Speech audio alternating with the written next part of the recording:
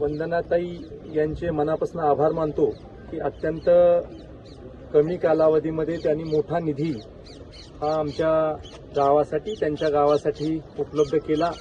खरं तर खासदारांचा जो स्थानिक विकास निधी असतो तो बरेच टप्पे पाडून मतदारसंघ मोठे असतात, त्यामुळे तिथं टप्प्याटप्प्याने देण्यात येतो आणि राज्यसभेच्या खासदार म्हणून त्यांना देखील अनेक ठिकाणून मागणी येत होती। त्यातून त्यांनी आपल्या गावासाठी इतका मोठा निधी उपलब्ध करून दिला, त्याच्याबद्दल रेठऱ्यातल्या सगळ्या नागरिकांच्या वतीनं कराड दक्षिण विधानसभा मतदारसंघाच्या वतीनं ताईंचे मी लक्ष आभार मानतो। खरं तर अनेक दिवसापासून लोकांची मागणी होती की इथं एक सुसज्ज असा घाट हा नदीकाठी व्हावा, पण एकदम एवढा मोठा निधी हा घाटासाठी उपलब्ध होत नव्हता आणि त्यामुळं हा निधी हा आमच्यासाठी अत्यंत महत्वाचा होता। आज आपण जर का बघितलं तर महादेवाच्या मंदिराचं रिडेव्हलपमेंट हे मागच्या कालावधीमध्ये स्थानिक लोकांच्या मदतीनं, गावकऱ्यांच्या मदतीनं आपण रिडेव्हलपमेंट केलेलं आहे आणि आम्ही जिल्हा नियोजन मंडळामधनं क वर्ग देवस्थानामध्ये देखील आपल्या मंदिराची निवड केलेली आहे। आता मला मागणी करण्यात आली की आपलं मंदिर हे सोलर एनर्जीवर मंदिरामधलं लाइटिंग सगळं चाललं पाहिजे, त्यासाठी आपण सोलरचा प्रस्ताव देखील आता त्वरित त्यांचा मंजूर करून देतोय। त्याचबरोबर पेवर ब्लॉक जिथं जिथं बसवणं गरजेचं होतं तिथं आपण पेवर ब्लॉक देखील बसवलेले आहेत। खरं तर या परिसरामध्ये रिव्हरफ्रंट डेव्हलपमेंटचा प्रोजेक्ट व्हावा याच्यासाठीचा माझा मनापासूनचा प्रयत्न होता आणि त्यामुळे विधानसभा सदस्य म्हणून माझी ज्यावेळेला जनतेने निवड केली त्या दिवसापासून मी 2 ठिकाणचं रिव्हरफ्रंट डेव्हलपमेंटची कामं ही सरकारच्या दरबारामध्ये पोहोचवण्याचं काम केलं। कराड शहरालगत रिव्हरफ्रंट डेव्हलपमेंट व्हावी याच्यासाठीचा माझा प्रयत्न होता, तो देखील प्रस्ताव आता आपण एस्टिमेट करण्याच्या लेवलपर्यंत आणलेला आहे आणि त्याचबरोबर आपलं हे गाव असेल, आटके गाव असेल, या दोन्ही गावांची देखील रिव्हरफ्रंट डेव्हलपमेंट व्हावी याच्यासाठीचा प्रस्ताव आदरणीय मुख्यमंत्री साहेबांकडे देऊन त्याचं देखील एस्टिमेट व्हावं अशा दृष्टीनं त्याच्यावर आदेश हे आदरणीय सन्माननीय मुख्यमंत्र्यांचे झालेले आहेत। ह्या गावाला खूप मोठं पोटेन्शियल आहे आध्यात्मिक पर्यटन वाढवण्यासाठी।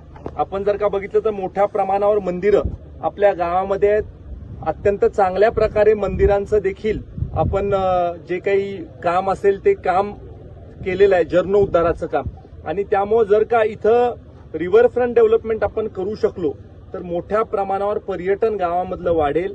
रिव्हरफ्रंट डेव्हलपमेंटच्या कामामधनं गावाच्या सौंदर्याला तर एक चांगल्या प्रकारची पुष्टी मिळेलच, पण त्याच्याबरोबर मोठ्या प्रमाणावर उद्योग, मग बोटिंग क्लब इथं होऊ शकतोय, इथं कमर्शियल शॉप्स होऊ शकतात आहे, इथं काही रेस्टॉरंट देखील रिव्हरफ्रंटच्या आकर्षणामुळे चांगल्या पद्धतीनं चालू शकतात। एका प्रकारे रोजगार उपलब्ध इथं त्या निमित्तानं त्या माध्यमातून उपलब्ध होऊ शकतो।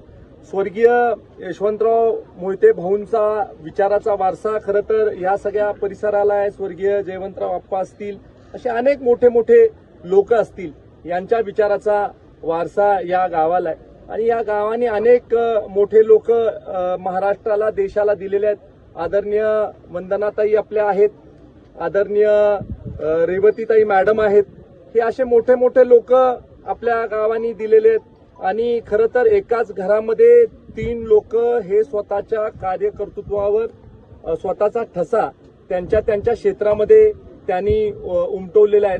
आमच्या आदरणीय कामटेताई आहेत, त्या देखील एक प्रख्यात अशा लेखक आहेत, त्यामुळे राजकारणामध्ये एक कन्या, एक ज्युडिशरीमध्ये सगळ्यात उच्च पदावर असणाऱ्या अशा आमच्या रेवती मॅडम असतील आणि आदरणीय कामते मॅडम असतील, ज्या लिखाणातून आपले विचार समाजापर्यंत पोहोचून समाजाची जडणघडण कशी चांगली होईल याच्यासाठी प्रयत्न करतात।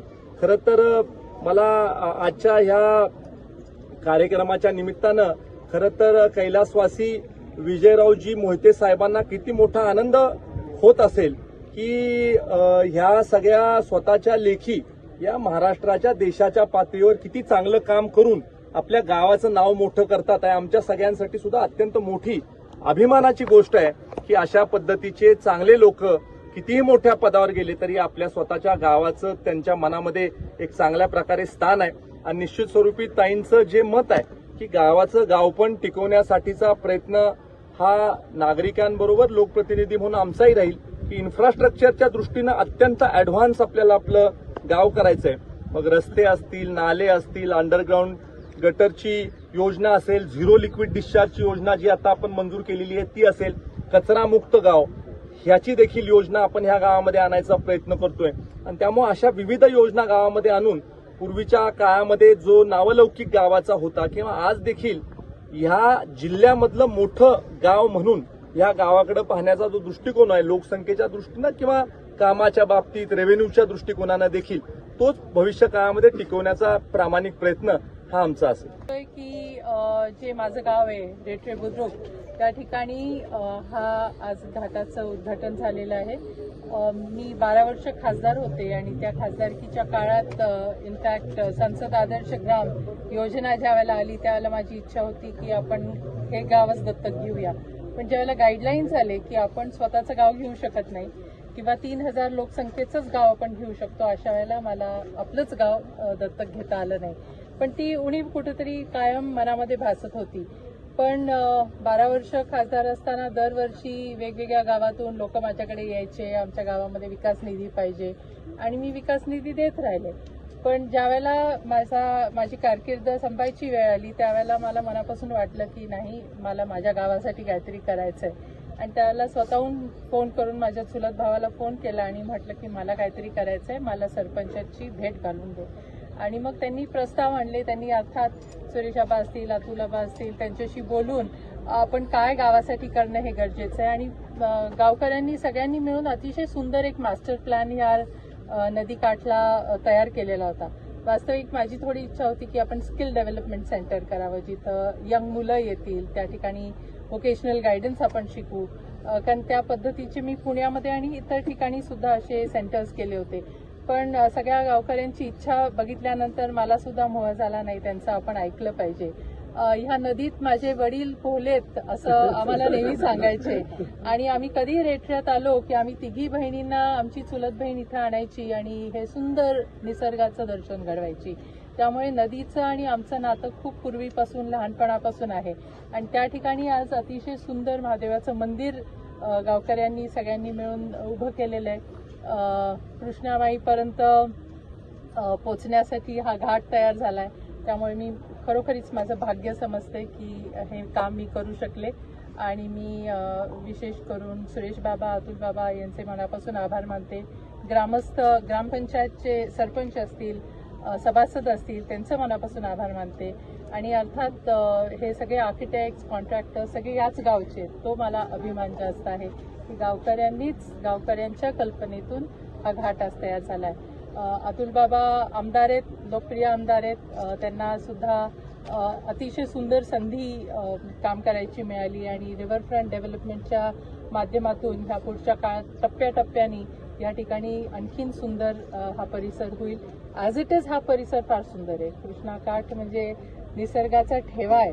आणि हे काम करत असताना मी पण कॉन्ट्रॅक्टरना सांगितलं होतं, आर्किटेक्टना सांगितलं होतं की निसर्गाला कुठेही हानी न पोचता आपल्याला हे काम करायचं आहे. आणि त्या पद्धतीचं काम त्यांनी केलेलं आहे. त्यांचे मनापासून अभिनंदन, ग्रामस्थांचे मनापासून अभिनंदन आणि सुरेश बाबा, अतुल बाबांचे मनापासून आभार की त्यांनी